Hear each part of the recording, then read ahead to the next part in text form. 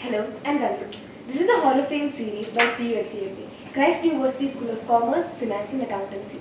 Today we have with us Mr. Vinayak Kini, who is a great alumni of Christ University and also an amazing successful leader in fintech and financial services. With over 2 decades of experience, he has held pivotal roles at organizations like Intuit, Accenture and Infosys. Currently leading strategic initiatives at Tally Solutions, Mr. Kini is a chartered accountant and an IIM Ahmedabad graduate with a stellar career in driving innovations and partnerships. Let's dive into his journey and learn from his inspiring experiences. Your education at Christ University and IIM Ahmedabad has played a major role in shaping your career.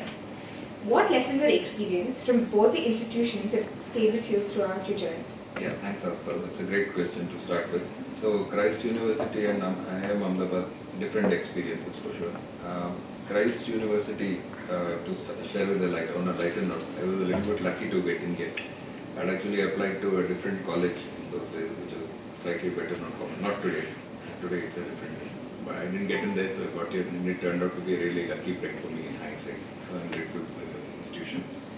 What I think I took away from my experience in Christ College was that the crowd was very diverse compared to what it was in school, coming from all parts of India and so on. So that was my first experience to more diverse student body. That was good because we learned from different people, different things. The other thing is, apart from academics, even in those days, Christ University used to encourage what is called extracurricular activities. For example, I was a very avid quizzer at some point ranked at state level. So Christ University used to encourage me and my team to go out and participate, and it was welcomed rather than saying no, you focus on your studies and all that. So that gave us that experience as well. Apart from that, great physical infrastructure, a lot of open spaces. So it was great to be in this campus. It had a good vibe. Now coming to Ahmedabad, a very different experience. So what happens is here the student body is quite competitive, and frankly they are quite gifted and talented in their own right. So it's like, we take the topper from every university or every college in India, put them all in one class. This is what happens. So it's that competitive. People are sharp, people are quick, they tend to challenge you. But I think the most important thing that I took away from Ahmedabad was I learned how to think. So challenge things critically, not just read and there's the case study methodology. So just not read and take what's written in the textbook, challenge it critically, ask questions, make sure that you understand your own data before forming a view. So this is the thing which I took away, which has stood me in good stead over the rest of my career. So very diverse experiences, but yes, I'm grateful to both of these institutions. In your transition from financial institutions to strategic alliances, what challenges did you face and how did you overcome them? Yeah, so as I said, I continue to work in fintech. So in some sense there is a continuity, in hindsight a little bit of connect the dots if you like. But in terms of the difference between strategic alliances and fintech is the way, business is done in the last 8-10 years. So what we have moved away from is one single organization working on its own to do its best for its customers, to organizations which work together, come together, bring partnerships together to make it work for them. Because we have digital public infrastructure in this country, a lot of data is available. Apart from that, outside India too, SaaS models, data is shared. So in this context, what happens is it becomes important for organizations to come together to deliver what's good for their customers. Hence the need for strategic alliances. Now, what you start with is what you take away from financial services, which is what are the products you deliver to the customer, what are the customer needs, ability to evaluate financially and so on. But what you try to do is build successful partnerships to make 1 + 1 = 3. So one organization brings one set of capabilities, another brings another set. Coming together, it becomes 1 + 1 = 3. So you deliver even better for your customers. So that's what learning this process of give and take. This is something new. So this is what is the new learning which I had to do, and enjoying it. So sir, what motivates you to take different roles in these challenging sectors and how do you stay inspired? Yeah, so it's a bit of connect the dots, if you like. In hindsight, what you've done. But see, for me, what keeps me inspired is an ability to structure a problem which starts as an unstructured problem. So you don't know when you start with where you're headed. I mean, you have a rough idea where you're going, but how to get there, what you need to do to get there is something which is not known. So whether you're doing consulting or financial services or strategic alliances, what I do, all of this is always like this. You start with a sort of loose goal in mind, then you bring a little more structure to the problem. You know, and try to find out what works for each of the participants, what drives them, and what they're ready to give, and so on. So that's what keeps me motivated. Always trying to solve problems which are unstructured to start with. And that's been my continuous motivation. So you work globally. So how do you adapt your strategies to different markets, different industries? Yeah, thanks. That's a good question. I just wanted to address this also. So I worked at least in 6 different countries: in USA, the UK, Netherlands, I worked in Mauritius, Hong Kong, Australia, apart from India, of course. So what you'll find, like anyone else, is that when you go to a different country, you'll be struck by the diversity. It looks quite different from India, and the countries that list I've gone to is quite different in its own right. It's across continents, across languages, and what have you. So the 2 or 3 lessons I've learned. One is, of course, respect the diversity, respect the local culture. This is important. This no one needs to tell you. Frankly, even if you work anywhere in India, you'll see a lot of differences. And we have, inherently learned how to respect diversity. Now, what is equally, if not more important, is when you go abroad or when you go to a foreign location you work there, you need to think of yourself as an equal, at least, because you have been brought to the table to that place to address a particular problem. If you're gone as a consultant, that's because of your expertise. If you're gone as something else, that's always because of your expertise. So know that you also come from a culture where you've been taught good values. You've gone through a college system where you've been taught good things, rigorous system. So you stand as an equal. So unless you start by respecting yourself and you see yourself as an equal to the others, no one else will respect you. I think this is important, and this is something we all need to inculcate. So this is what has worked for me, and I'm sure it will work for everybody else too. So how do you ensure that there's an alignment with your business strategy and the organizational roles in leadership across diverse industries? Yeah, so I can't speak for diverse industries, but I can speak for the industries where I've been in. This goes back to what I was saying about strategic alliances earlier. So what always starts off is, in my role in a strategic alliance, suppose we're trying to strike an alliance, the question is always, should you build, should you buy, or should you partner? This is how it starts. Build means your organization builds the capability on its own. Buy means you buy another company, for example, which has the capability which you don't have. Or partner is where you work with someone. So this is the strategic decision that needs to be taken. There are pros and cons of each. Building it means you keep control completely. And buying it means it's fastest, but then there's a lot of cultural integration. And partner is hybrid of both. You can move fast, but at the same time you have to work with someone else who may not be fully aligned with you. So these are the kind of trade-offs which are there. So my role, in leading strategic alliances is to bring all these trade-offs, help the organization to evaluate them, and then take a decision which is in the best interest of the customers and the company itself. So that's how I do. So, in your opinion, how critical is continuous learning for professionals in leadership roles, especially in this fast evolving industry? Yeah, I think this, if anyone tells you that learning is not important, they're joking. But yeah, I think it was Nandan Nilekani who said that we are all in a journey of lifelong learning. I think this is important to keep learning. See now, having said that, the way you learn these days has changed a lot from what we had when I was in college. Let me give an example of that. So when I was in IIM Ahmedabad, at the point when we started our 2-year course in 1999, the entire university had a handful of computers with the internet. So there was a long line of people waiting outside to get access to the computer to do your research. Otherwise your choice was to go to the library. Fair enough. By the time we finished, then this was just 2 years later, every room had a wired internet. Okay. So your access to information, how you consume it changed that much in 2 years. And sometimes the human brain is not capable of adapting to this much change. Okay. But that apart, I think what's happened is even since then things have changed. What happened in those 2 years is the information which you needed to do your work moved from the library to your desktop straight, and it was accessible. It was almost level for everybody. Almost everybody could search the same thing. It's there. Now what's happened is fast forward to 20, 25 years later, today there's a glut of information, and now you're getting new tools like your chat GPT and other which structure this unstructured information. So again, we're back to that paradigm where, your ability to synthesize or make more sense of this unstructured information is,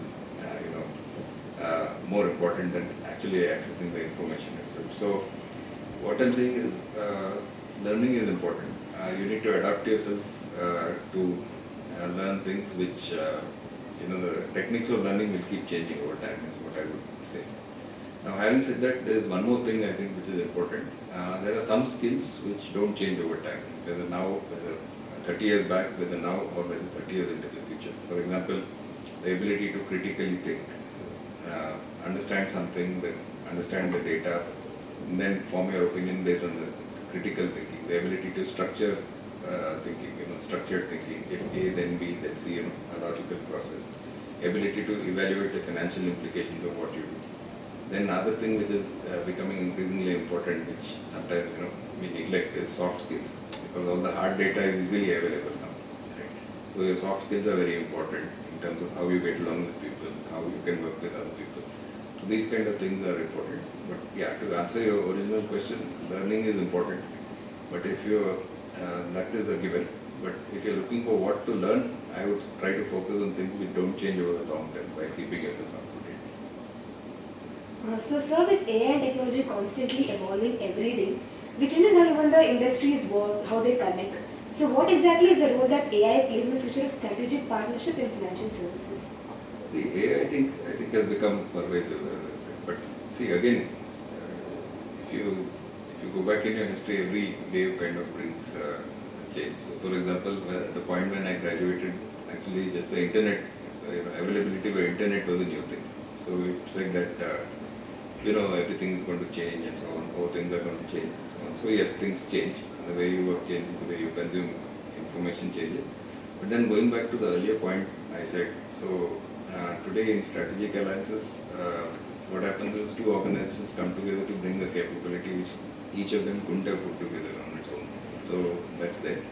Now bringing the AI level, what happens is sometimes organizations have each got different data sets, which you can combine to make more sense. Using AI tools makes it that much better, the ability to consume this information faster and so on. So yeah, while it changes things and makes each organization more aware of their data sets, there are other things like security or privacy and other things which have to be in balance. So I think overall it's a good thing, and it's a wave like everything else which will play itself out over the 5-7 years. So, my next question for you would be, how do you balance long-term strategy planning with the need for quick and adaptive decisions in the market? Yeah, so again, this goes back to what I said.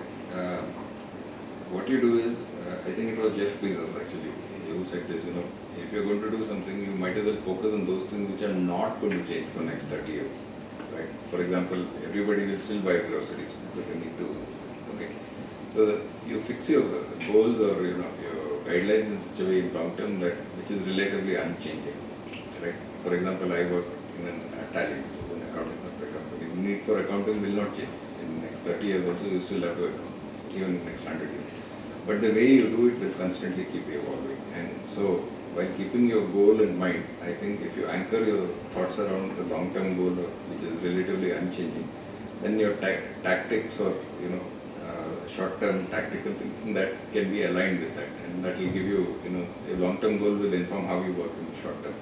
For example, today you said, hey, AI is coming. So how will AI work in accounting? Is something we need to think about, right? Accounting itself has not changed, but AI has come into accounting, so that's changed. For example, automation in accounting, or the ability to scan documents. There are many examples where you can improve and streamline the process of accounting. But that itself doesn't change. So, to bring the distinction between long-term strategy and short-term tactics, as long as you keep your strategic long-term goals relatively fixed, you can keep adapting your tactics to bring you closer and closer to the goal. Sometimes you succeed, you experiment. Sometimes you don't succeed, but you learn quickly, adapt and keep moving on, as long as you don't lose sight of your objectives. So next question. How do you foresee the role of digital lending and fintech partnerships evolving for, say, in the next 5 years? Yeah, so again, this is something which is close to my heart too.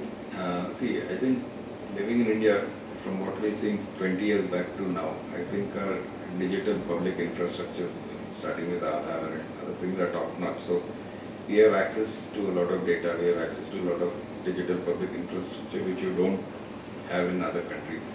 So in the first wave of lending, which has started, let's say digital lending, which has started say 10 years back, which continues even today, it was mostly in the consumer space which people did think. Today there is something embedded finance. So for example, if you buy something on let's say an e-commerce site, immediately you get an offer to give you an EMI and so on. So this has become almost mainstream. 10 years back it was unheard of. What's shifting now is increasingly this is moving towards small business and other things where the data was less structured. So let's say a business wants a loan, business wants money to run their working capital, to run their operation. So slowly getting this embedded and this kind of thing, where finance is available at the point of the transaction itself. These are things which are increasingly becoming enabled. So I think access to the digital public infrastructure, change in technology will make digital lending and digital finance increasingly important, not just to the consumer space, but also in other spaces like small business and corporates. So yeah, it's a trend which is going to stay going. So, sir, my next question for you would be, what are the unique challenges and opportunities in building partnerships within financial service sector compared to technology domain? So, I work in the intersection of finance and technology, which is fintech. So, again, as I said, strategic partnership in any field is always a game of 1 plus 1 is 3. So, each organization brings its capabilities.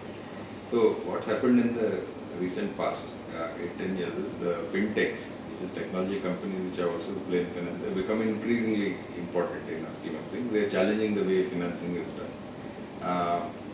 What's our financial services are done. What's happening in the recent past is even the financial institutions, which are the licensed regulated entities, they are increasingly embracing fintech within the space of how they can operate, so to speak. So what happens is instead of it's become less difficult to convince people that why you should partner in this space, technology companies and so on.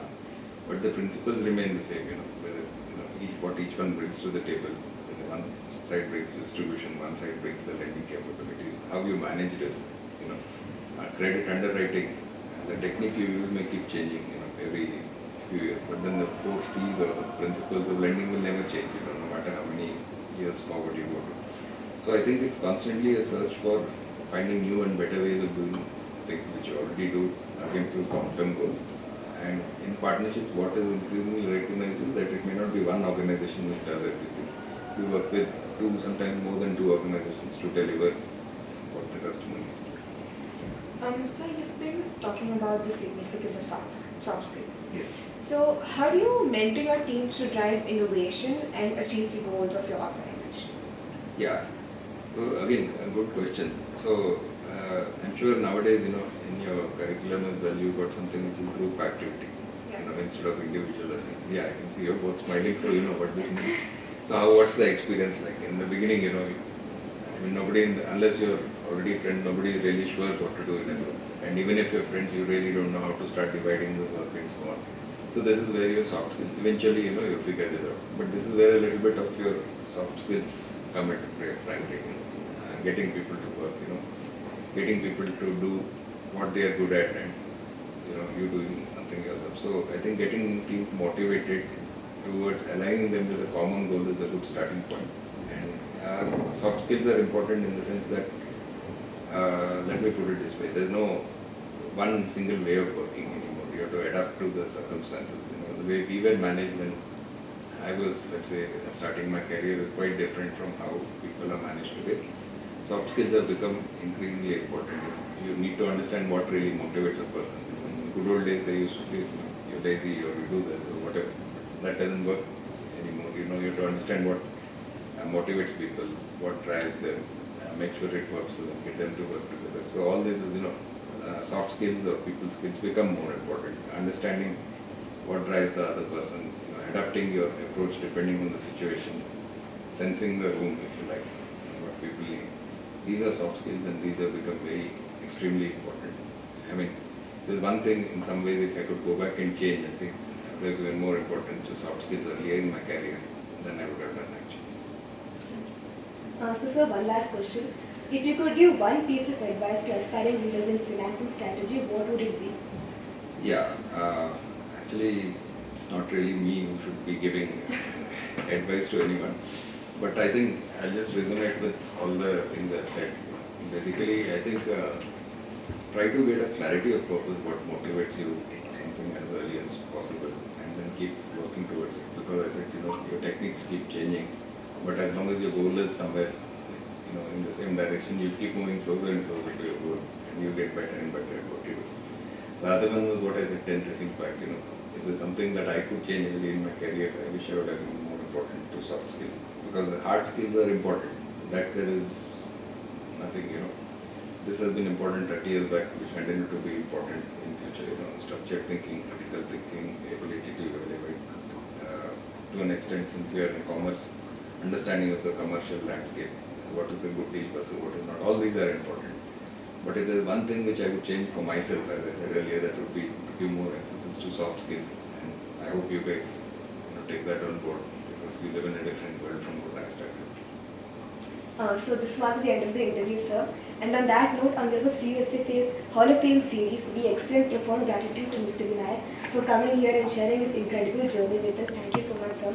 Your insights into leadership, technology, and fintech have been truly inspiring. We express our deepest appreciation for Mr. Vinayak's time, wisdom, and meaningful engagement in contributing to the success of Hall of Fame series. Thank you so much, sir. Thank you. Thank you so much for inviting me. Really grateful.